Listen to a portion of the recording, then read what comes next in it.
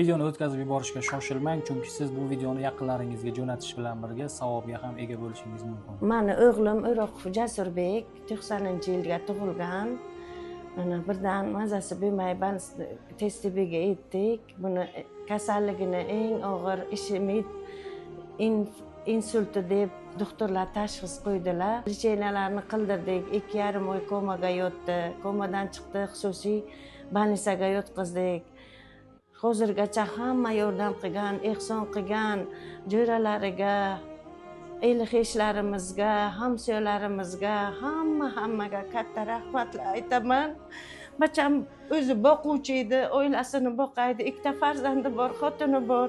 Hozir bu yotib qolgan. Endi buni lecheniyasiga pul kerak. Hozirgacha hamma yordam qildi, hammadan minnatdorman. Bundan buyog'iga lecheniyasiga o'zgina bizga yordam qilsanglar, saxovatpeshalar, ehson qiluvchilar, sizlardan o'tinib so'rayman.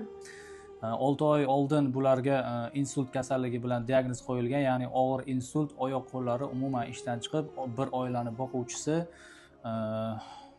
to'shakka mixlanib qolgan va bu oila anchagina qiyin ahvolga tushib qolgan va biz bilamizki, G'ijduvonimizda, Buxoromizda saxovatpesha, savob ishni qilaman degan mard insonlar juda ham ko'p.